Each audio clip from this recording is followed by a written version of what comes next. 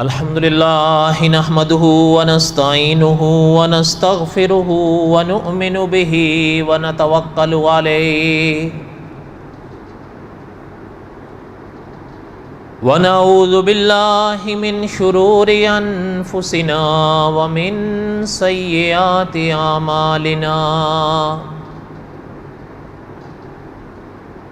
من يهده الله فلا مضل له ومن يضلله فلا هادي له ونشهد أن لا إله إلا الله وحده لا شريك له ونشهد أن سيدنا وسندنا ومولانا محمدا عبده ورسوله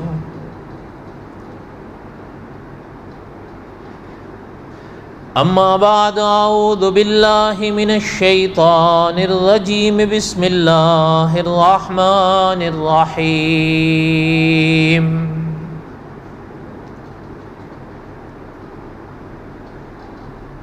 نحن نقص عليك أحسن القصص بما أوحينا إليك هذا القرآن وَإِن كُنْتَ مِن قَبْلِهِ لَمِنَ الْغَافِلِينَ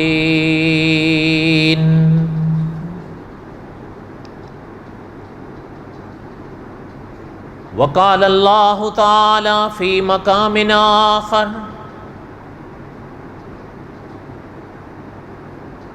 إِنَّا أَوْحَيْنَا إِلَيْكَ كَمَا أَوْحَيْنَا إِلَى نُوحٍ وَالنَّبِيِّينَ مِن بَعْدِهِ وَأَوْحَيْنَا إِلَى إِبْرَاهِيمَ وَإِسْمَاعِيلَ وَإِسْحَاقَ وَيَعْقُوبَ وَالْأَسْبَاطِ وعيسى وأيوب ويونس وهارون وسليمان وآتينا داود زبورا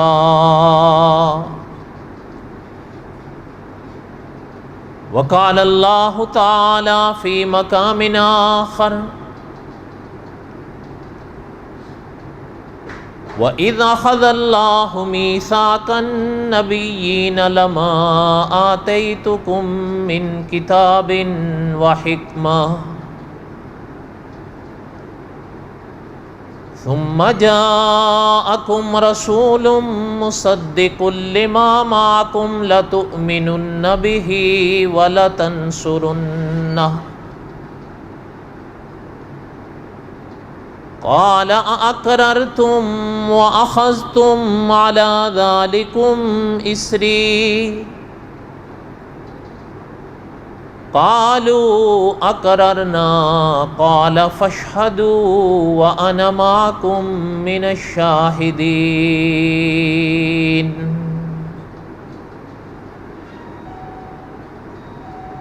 وقال النبي صلى الله عليه وسلم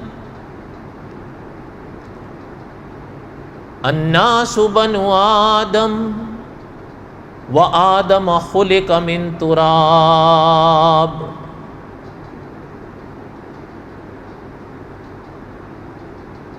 الناس بنو آدم وآدم خلق من تراب وقال النبي صلى الله عليه وسلم من يرد الله به خيرا يفقهه في الدين وقال النبي صلى الله عليه وسلم طلب العلم فریضۃ علی کل مسلم و مسلمہ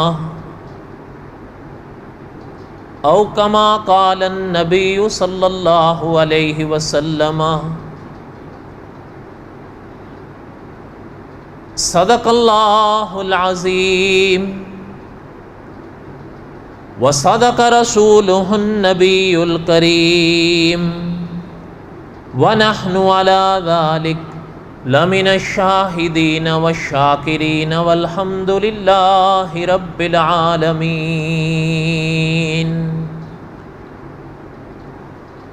اللهم صل على محمد وعلى آل محمد كما صليت على إبراهيم وعلى آل إبراهيم إنك حميد مجيد. اللهم بارك على محمد وعلى آل محمد كما باركت على إبراهيم وعلى آل إبراهيم إنك حميد مجيد.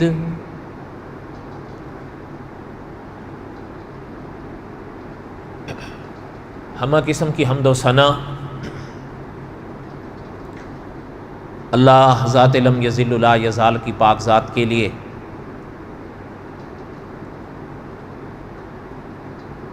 صدق دل سے لا تعداد مرتبہ درود و سلام امام الانبیاء حضرت محمد رسول اللہ صلی اللہ علیہ وسلم کی پاک ذات کے لیے،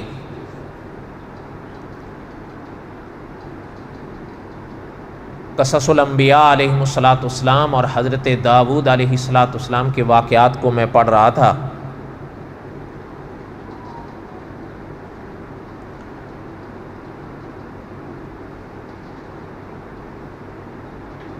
حضرت داؤد علیہ السلام کے واقعات میں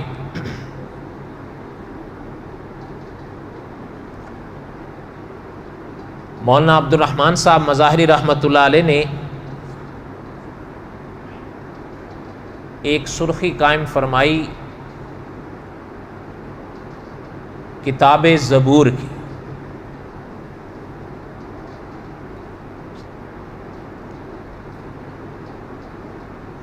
کچھ باتیں میں نے گزشتہ جمعہ عرض کی تھیں لیکن ان کا میں تھوڑا واپس دہراؤں گا. ساری تو اب نہیں دہرائی جا سکتی لیکن بہرحال خلاصہ دہرانا پڑے گا.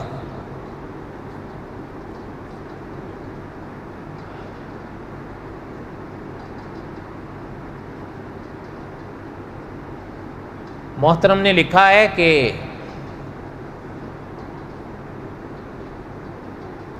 حضرت داؤد علیہ السلام کو اللہ تعالیٰ نے کتاب زبور بخشی.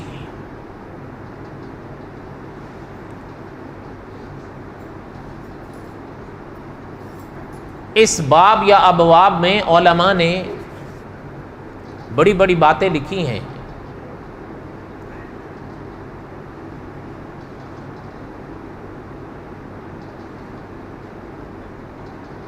ایک تو یہ علماء نے مسئلہ لکھا ہے، اس کو ابتدا سے ہم پڑھیں کہ علماء لکھتے ہیں کہ اللہ ذوالجلال والاکرام نے ابن آدم کو صراط مستقیم بتانے یا سکھانے کے لیے 2 سلسلے جاری فرمائے. ان کو 2 بڑے عنوانوں سے لکھا اور پڑھا جاتا ہے.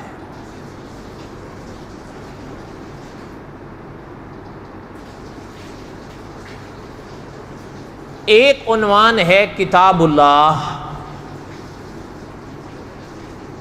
اللہ کی کتاب،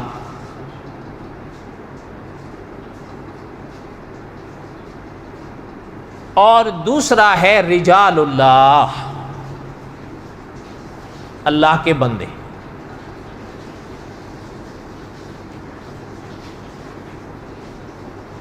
علماء نے لکھا ہے کہ صراط مستقیم یا ہدایت کے لیے یہ دونوں ضروری ہیں.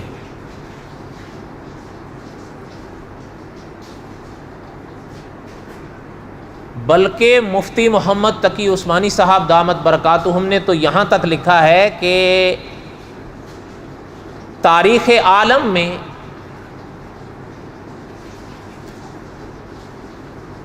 ایسی مثالیں تو ملتی ہیں کہ انبیاء علیہ السلام آئے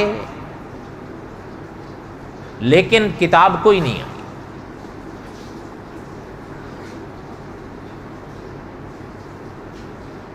لیکن مفتی تقی صاحب نے لکھا ہے کہ ایسی کوئی مثال نہیں ملتی کہ کتاب آئی ہو اور اللہ کے نبی نہ آئیں،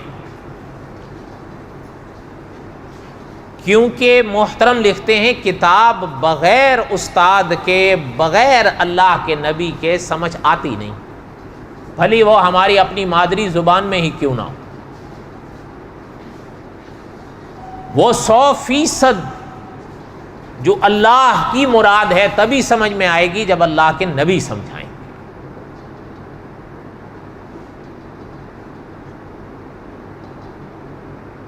اور یا پھر جن کو وارثان انبیاء کہا جاتا ہے کہ سرور کائنات صلی اللہ علیہ وسلم نے فرمایا کہ العلماء ورثۃ الانبیاء، وہ انبیاء علیہ السلام سے جو وراثت پاتے ہیں وہی آگے عالم کے آگے پیش کرتے ہیں، اس لیے وہ وارثان انبیاء ہی کہلاتے ہیں، جنہیں دوسرے لفظوں میں علماء حق کے عنوان سے یاد کیا جاتا ہے۔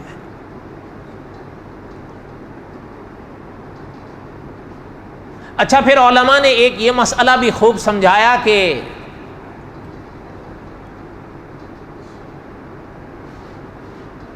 جب حضرت آدم علیہ السلام اس دنیا میں تشریف لائے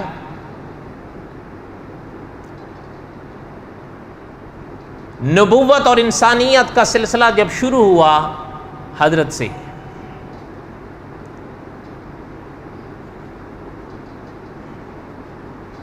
تو کچھ وہ شخصیات آئیں جو اللہ کے نبی تھے،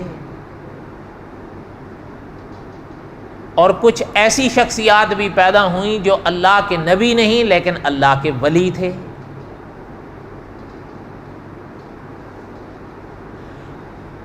وہ جو انبیاء علیہ السلام کا ورثہ پاتے رہے اس کو انہوں نے آگے عالم کے پیش کیا۔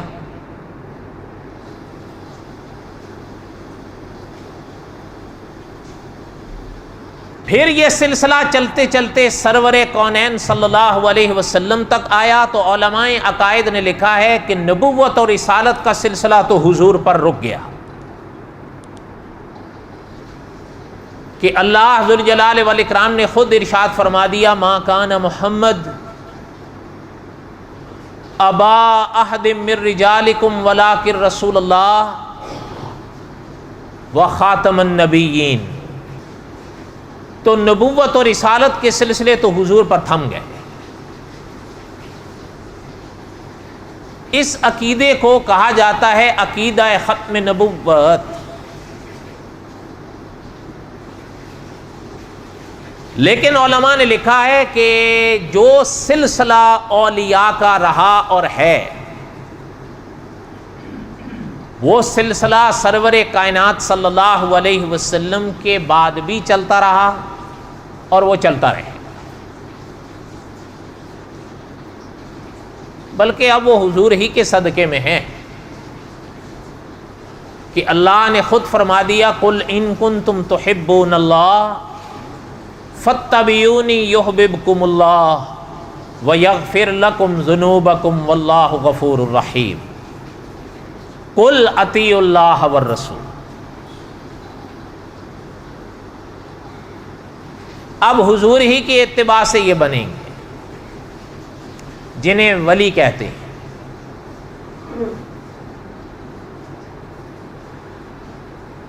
پھر دوسرے پہلو میں علماء نے لکھا کہ جو انسان کی ہدایت کے لیے کتاب اللہ کا سلسلہ اللہ ذوالجلال والاکرام نے جاری فرمایا وہ کبھی صحائف کی صورت میں رہا، آگے چل کے وہ تورات کی صورت میں آیا، اس کے بعد مولانا عبد الرحمن صاحب رحمۃ اللہ علیہ یا مولانا حفظ الرحمن سے ہروی رحمۃ اللہ علیہ نے لکھا کہ آگے چل کے زبور کی صورت میں آیا، زبور کے بعد چلتے چلتے آگے انجیل کی صورت میں آیا، اور انجیل کے بعد پھر قرآن کی صورت میں آیا۔ اور جس طرح نبوت اور رسالت سرور کائنات صلی اللہ علیہ وسلم پہ ختم ہو گئی، کتاب اللہ کا سلسلہ بھی حضور پر آ کر ختم ہو۔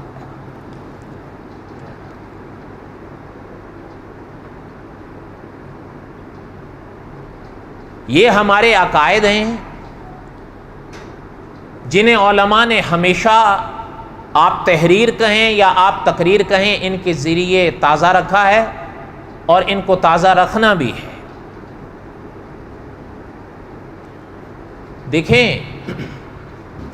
اس وقت تورات ہو، زبور ہو یا انجیل ہو، مولانا رحمت اللہ کیرانوی رحمت اللہ علیہ نے دلائل کے ساتھ اس بات کو بالکل منقح کر دیا ہے کہ جس نام سے یہ جو کتابیں آج پیش کی جاتی یا کرائی جاتی ہیں وہ نہ تورات ہیں، نہ زبور ہیں، نہ انجیل ہیں۔ وہ اپنے وقت سے اپنے وقت تک تھیں، وقت جانے کے ساتھ ساتھ وہ چلی گئی۔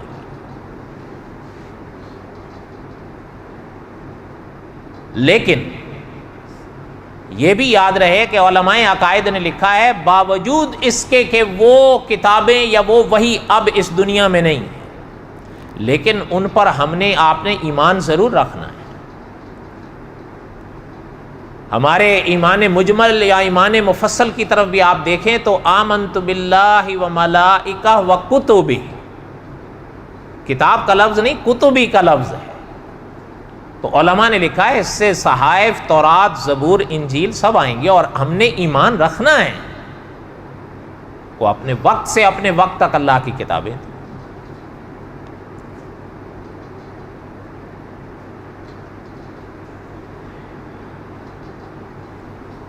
پھر جب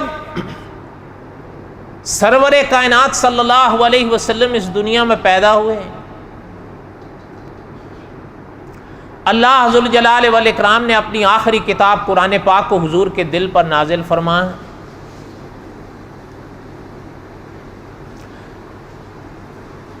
اب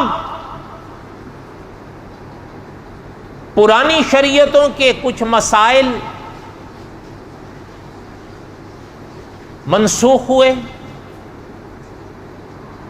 اور حضور کی کتاب یا حضور کی شریعت ان کی ناسخ بنی ہے۔ اب عمل اس شریعت پر ہوگا، اس کتاب پر ہوگا، ان پر نہیں ہوگا۔ اس لیے حضرت چنوٹی صاحب رحمۃ اللہ علیہ فرماتے تھے بھلے اب ان کی ہمیں ضرورت نہ بھی ہو پھر بھی ایمان رکھنا ہے۔ اس پر شاید ایک دو باتیں میں آگے اگر وقت رہا تو کہوں گا۔ حضرت داؤد علیہ السلام کے اس باب کو سنیں۔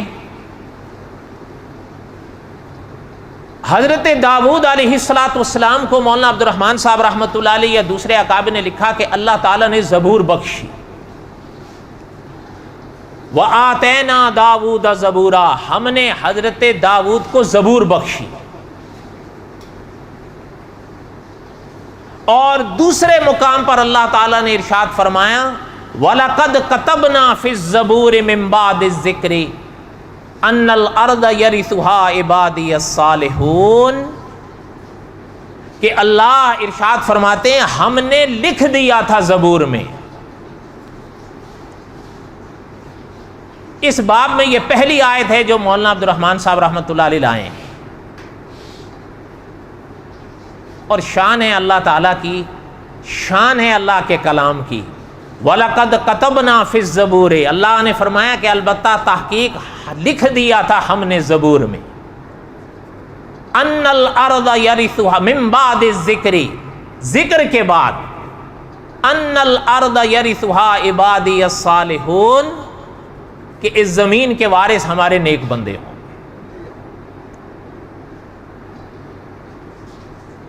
علماء نے لکھا ہے کہ زبور اصل تو کہتے ہیں حصے کو، ٹکڑے کو، یا جیسے آپ کے ہماری زبان میں پارا کہا جاتا ہے یا پارے کہا جاتا ہے۔ مولانا حفظ الرحمان سوہاروی رحمۃ اللہ علیہ یا دوسرے اکابر نے لکھا ہے کہ اصل میں بنی اسرائیل میں حضرت موسیٰ کے زمانے میں تورات آئی، ان کے بہت بار جا کر حضرت داؤد علیہ السلام آئے۔ اس زمانے میں اللہ تعالیٰ نے حضرت داؤد کو جب زبور بخشی تو زبور کا معنی ہی حصے یا ٹوپارا ہے، تو وہ حضرات فرماتے ہیں کہ یہ تورات ہی کا حصہ سمجھو جو حضرت داؤد کو اللہ نے دی۔ اور یہ بھی اکابر نے لکھا ہے کہ بعض مسائل بھی اس میں تھے، لیکن زیادہ تر زبور کا جو حصہ رہا وہ خدا کی توحید، خدا کی تعریف کے حصوں پر رہا، مسائل اس میں کم تھے۔ وہ حضرات یہ فرماتے ہیں مسائل زیادہ تر رہے تورات میں، یہ اس کا ایک حصہ تھا جو بعد میں آیا۔ اور مفتی تقی عثمانی صاحب نے یہاں تک بھی لکھا ہے کہ یہ جو آج کل جسے زبور کہا جاتا ہے، اگر کسی نے بائبل دیکھی ہے تو بائبل میں ایک زبور کے نام سے پورا باب ہے۔ مفتی تقی صاحب نے لکھا ہے یہ اسی کی محرف شکل ہے جسے زبور کہا جاتا تھا۔ بہرحال اللہ تعالیٰ رحم فرمائیں، یہ جو آیت پاک ہے جس میں اللہ تعالیٰ نے زبور کا ذکر فرمایا، ایک تو وہ ہے وَآتَيْنَا دَاوُودَ زَبُورًا کہ ہم نے زبور دی داؤد کو علیہ السلام، ایک تو یہ پتہ چلا۔ دوسری آیت پاک یہ ہے وَلَقَدْ كَتَبْنَا فِي الزَّبُورِ مِن بَعْدِ الذِّكْرِ، تو علماء نے لکھا ہے کہ یہاں اللہ تعالیٰ یہ فرما رہے ہیں کہ ہم نے زبور میں لکھ دیا تھا من بعد الذکر کے ذکر کے بعد۔ اچھا یہاں علماء نے لکھا ہے زبور سے مراد تو وہی زبور ہے جسے زبور ہم اور آپ کہتے ہیں قرآن پاک یا احادیث طیبہ کی روشنی میں۔ البتہ من بعد ذکر سے کیا مراد ہے تو علماء نے کئی اقوال لکھے ہیں، مثلا بعد نے لکھا ہے کہ اس سے مراد لوح محفوظ ہے۔ یہ یاد رہے آپ نے ہم نے قرآن پاک پر بھی ایمان رکھنا ہے، انجیل، زبور، تورات، صحائف پر بھی ایمان رکھنا ہے، اور آپ نے اور ہم نے لوح محفوظ پر بھی ایمان رکھنا ہے۔ اس لیے کہ یاد رہے قرآن کا ذکر قرآن میں، قرآن کا ذکر قرآن میں ہے نا۔ اچھا پیچھے چلیں انجیل، انجیل کا ذکر بھی قرآن میں، اس سے پیچھے چلے زبور، زبور کا ذکر بھی قرآن میں، اس سے پیچھے چلے تو تورات، تورات کا ذکر بھی قرآن میں، اس سے پیچھے چلے تو صحائف، صحائف کا ذکر بھی قرآن میں، اگر اس سے پیچھے چلے تو لوح محفوظ، اور لوح محفوظ کا ذکر بھی قرآن میں، تو پھر سب پر ایمان رکھنا ہے۔ علامہ خالد محمود صاحب رحمۃ اللہ علیہ لکھتے ہیں کہ یہ چیزیں وہ ہیں جن پر آپ نے ہم نے ایمان رکھنا ہے۔ اس مرحلے پر میں نے آپ نے کرنا کچھ نہیں ہے، ماننا ہے اسے۔ کچھ چیزیں ایسی ہیں نا ماننی ہے، کچھ چیزیں ایسی ہیں ماننے کے ساتھ کرنی بھی ہیں، لیکن یہ وہ باب ہے کہ جو آپ نے ہم نے ماننا ہے۔ لوح محفوظ پر بھی ایمان رکھنا ہے۔ انشاءاللہ لوح محفوظ کا باب آگے آئیں گے اگر اللہ تعالیٰ نے زندگی دی، قصص الانبیاء کے آخر میں انشاءاللہ زندگی رہی تو بہت کچھ آئے گا قصص الانبیاء کے آخر میں اگر زندہ رہے تو۔ ابھی خیر یہ آپ خلاصہ سنتے جائیں تاکہ انسان کا عقیدہ تازہ رہے۔ آقا صلی اللہ علیہ وسلم صحابہ کو ایک تعلیم دیا کرتے تھے، اللہ تعالیٰ بچائیں کبھی کبھی انسان کو وضو کے یا غسل کے یا نماز کے وسوسے پڑ جاتے ہیں نا، انسان پریشان ہونے لگتا ہے۔ مثال کے طور پر کبھی انسان وضو کرتا ہے تو وضو کرتے ہوئے خیال آتا ہے اس کے بعد کہ یار پتہ نہیں کوہنی دھوئی تھی کہیں رہ تو نہیں گئی، پاؤں دھوئے تھے انسان کو خیال آیا یار کہیں انگلیوں کا خلال رہ تو نہیں گیا تھا۔ نماز انسان پڑھتا ہے تو پڑھ دو رہا ہوتا ہے، خیال آتا ہے یار پتہ نہیں پہلی پڑھ رہا ہوں یا دوسری پڑھ رہا ہوں۔ انسان پڑھ چوتھی رہا ہوتا ہے، شبہ پڑ جاتا ہے یار پتہ نہیں تیسری پڑھ رہا ہوں کہ چوتھی پڑھ رہا ہوں۔ سرور کائنات صلی اللہ علیہ وسلم نے اس کا علاج بتایا ہے، اور مفتی ساجد قریشی صاحب فرمایا کرتے تھے کہ جو اس بات کا علاج آمنہ کے لال صلی اللہ علیہ وسلم نے تجویز فرمایا اس کے سوا اس کا کوئی دوسرا علاج ہے بھی نہیں۔ محترم فرماتے تھے کہ آقا صلی اللہ علیہ وسلم فرماتے تھے جس کو اس طرح کے وسوسے آئیں وہ کثرت سے پڑھا کرے آمنت باللہ ورسلہ۔ اگر میرے ساتھ کہہ دیں آمنت باللہ، بس مشکل ہے، دو لفظ ہے آمنت باللہ اللہ کتنے ہیں؟ ایک ہے. تو آمنتو باللہ، ایک اللہ پر ایمان آ گیا. رسول ایک ہیں یا کئی ہیں؟ تو پھر آمنتو باللہ و رسولہ، رسول کے لیے جمع کا لفظ حضور لائے ہیں، سارے آ گئے اس میں. علماء نے لکھا ہے جو حضور کی ان پاک جملوں کو دہراتا رہے گا، ان پاک جملوں کے یہ اثرات انسان کے دل پر اٹھیں گے کہ یہ وسوسے ختم ہوتے جائیں گے. آمنتو باللہ و رسولہ، کثرت سے پڑھتے رہیں، کوئی عدد نہیں ہے، جب خیال آیا پڑھ لیا. تو کہنے کا مقصد یہ ہے کہ اکابر نے لکھا ہے کہ آقا صلی اللہ علیہ وسلم کی یہ تعلیمات ہیں کہ ہم نے ان سب باتوں پر ایمان رکھنا ہے. علامہ خالد محمود صاحب رحمۃ اللہ علیہ نے اسی لیے لکھا کہ کچھ باتیں ایسی ہیں جو میں نے اور آپ نے ماننے کے ساتھ کرنی بھی ہیں، لیکن کچھ باتیں ایسی ہیں وہ ہم نے ماننی ہے تو مان لیں. لوح محفوظ پر ہم نے ایمان رکھنا ہے. اس لیے بعض علماء نے فرمایا کہ یہاں جو اللہ تعالیٰ نے فرمایا ہے وَلَقَدْ كَتَبْنَا فِي الزَّبُورِ، لکھ دیا تھا ہم نے زبور میں، مِن بَعْدِ الذِّكْرِ، ذکر کے بعد. وہ فرماتے ہیں یہاں ذکر سے مراد لوح محفوظ ہے، کہ لوح محفوظ کے بعد اللہ فرما رہے ہم نے زبور میں لکھ دیا تھا. مانا یہ کہ لوح محفوظ پہ بھی لکھا تھا اور زبور میں بھی لکھا. لیکن دوسرے علماء نے فرمایا کہ نہیں، یہاں من بعد الذکر سے مراد تورات ہے، اس لیے کہ تورات اپنے زمانے کے لوگوں میں سے سینکڑوں نے پڑھی، لوح محفوظ بھی پڑھی تھی. بولو تو صحیح، ہم نے قرآن پاک پڑھا ہے نا، لوح محفوظ بھی پڑھی ہوئی ہے. تو اس لیے وہ علماء فرماتے ہیں کہ یہ من بعد ذکر سے مراد تورات ہے، لوح محفوظ نہیں. اچھا تھا کیا اس میں؟ یعنی جو لکھا گیا ان الارض یرثھا عبادی الصالحون، اللہ نے فرمایا اس میں ہم نے لکھا تھا کہ اس زمین کے وارث ہمارے نیک لوگ ہوں. اچھا اب اس میں ابحاث ہیں کہ جیسے پہلے آیا نا، زبور سے تو مراد ہو گئی زبور، ذکر سے مراد لوح محفوظ یا تورات، اور یہاں جو ارض کا لفظ آیا، ارض زمین کو کہتے ہیں، تو کون سی زمین مراد ہے؟ یہ زمین مراد ہے یا جنت کی زمین مراد ہے؟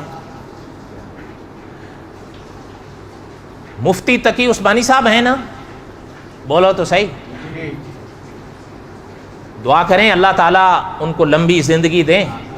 مفتی تقی عثمانی صاحب نے لکھا ہے، یا مفتی تقی عثمانی صاحب کے والد محترم نے لکھا ہے کہ جمہور کا فیصلہ یہی ہے کہ یہاں جو اللہ ذوالجلال والاکرام نے عرض کا لفظ استعمال فرمایا، یہ بھی کمال ہے حضرت نے. جمہور، کیونکہ کئی اقوال سامنے آئے نا، ایک قول دوسرا تیسرا، لیکن محترم نے آگے مکتی مکا دی ہے کہ جمہور کا فیصلہ یہ ہے کہ یہاں جو اللہ فرما رہے ہیں ان الارض یرثھا، یہاں زمین سے مراد جنت کی زمین ہے. اور اس پر کم از کم حضرت نے 5 قرینے پیش کیے ہیں.